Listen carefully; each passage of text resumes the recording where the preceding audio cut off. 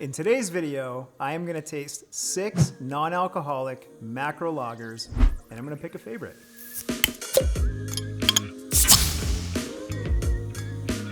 What is going on in this one? My name is Nate. I am the co-founder and head brewer at a brewery called House Brewing Company, located in central Massachusetts. We've been doing these tastings as part of an ongoing YouTube series. We've been doing 3, 4 beers for comparison. In this video, Michael went crazy. He was over at our friend Ted's, where he was able to purchase non-alcoholic beer at 8 o'clock in the morning, and we got 6 instead of the typical 3. You can see them down below. I cannot see what they are. I can only see what I have in front of me. I do know what I'm sampling today. I do know that we have Coors Edge, Bud Zero, Heineken Double Zero, Corona, Stella, and Becks. Now, one important distinction about these samples, 3 of them are non-alcoholic, which by definition, with the TTB, the Alcohol Trade and Tobacco Bureau, is up to 0.5% alcohol. So non-alcoholic, up to 0.5%, and alcohol-free is 0. You cannot have any alcohol content at all. So in many ways, we're not necessarily comparing apples to apples. As part of this comparison, 3 are non-alcoholic and 3 are alcohol-free. I like to go through them first without offering some feedback, and then I'm gonna go through them again, and then I'll talk about my thoughts. Sometimes first impressions can be skewed, and sometimes the way that this one tastes is different because you tasted this one first. So this process is a little bit more of a process and not a singular event. So with that said, sample number 1. Ooh. I have a feeling this is gonna be a long video. This guy has notes of extreme skunkiness. Okay, on the flavor, it's a little more laid back, a little bit more cereal grain. The body is pretty decent considering. First sample, the aroma is rough. The flavor isn't terrible.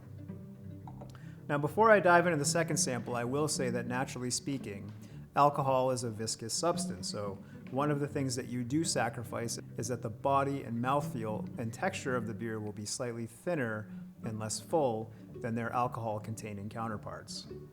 Sample number 2. Oh, that smells like... Okay.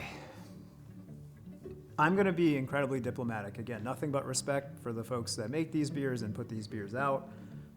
I think naturally speaking, alcohol-free and non-alcoholic beverages are, in a sense, a compromise. You are trying to make a thing that lacks the thing that makes the thing that you want enjoyable.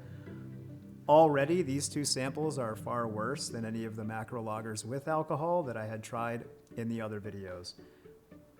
This guy smells like a little bit of wet dog, which is like a cardboardy, oxidative descriptor that's common as an off-flavor profile test.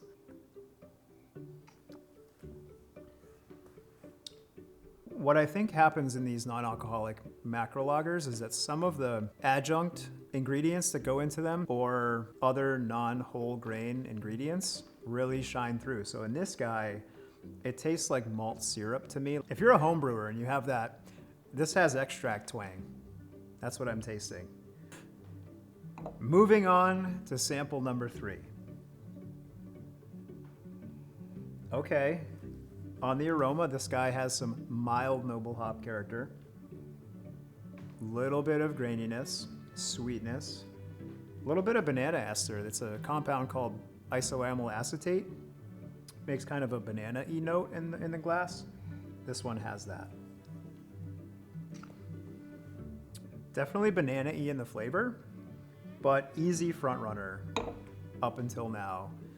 This guy, these 2 exhibited significant off flavors, which could be a function of their packaging. This guy, clear standout. Moving on to sample number 4. What is going on in this one? What is this? Why does it smell like strawberry? No tricks. No tricks. No tricks.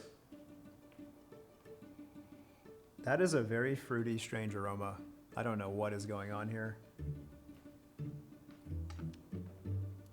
these are so weird. It's like the lack of alcohol just completely takes any flaw and just amplifies it. Whoa. That said, this one is definitely the most unique. The flavor profile is kind of strange. There's no heft to this one. There's no depth of flavor. I don't taste a lot of malt. It's very thin. And there's not a lot going on. So far, these two are my least favorite. These two are the front runners. Gonna have to decide. We've still got 2 more to go. Moving on to sample number 5. Once again, like cereal grains, kind of mild. Little bit of skunkiness, but not too bad. Weird. That is weird. Oh, this is a tough one.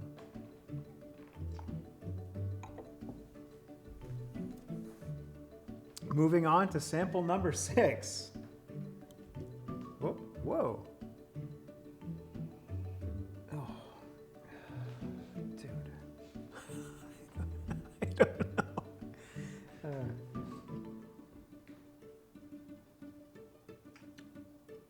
Huh. This is hard. That one to me tastes like the beer that has the most character, but it also has some really weird stuff going on. Like this one, it has that corn syrupy, non-natural adjunct syrup, metallic, weird note going on at the tail end, and it's just really unpleasant.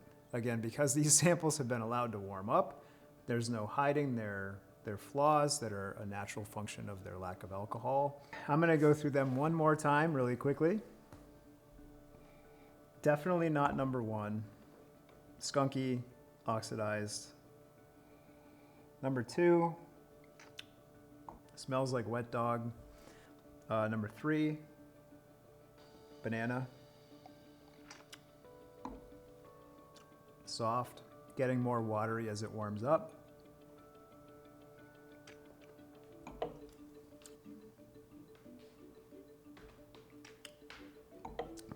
Going back to sample number 6 one more time.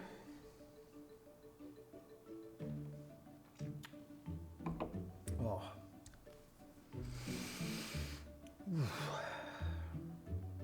So I can definitely exclude these 3 from my potential being in my top favorites. Samples 1, 2, and 6 are definite no's. I've now whittled it down to 3. I'm gonna go back one more time and then give you my final answer. Okay, banana guy getting worse as it warms up.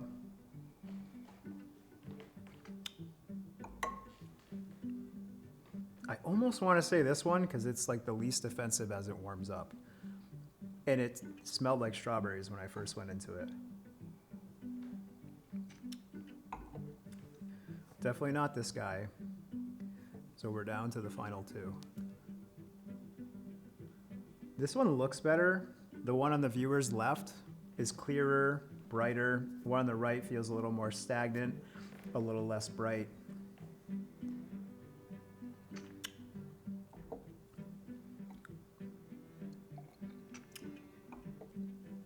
I am going with sample number 4 as my favorite. Number 3, honorable mention. It's got a big banana character, but if I'm thinking if I want to make this my dry January beer, do I want to drink it now? Do I want to drink it again? The answer is probably not.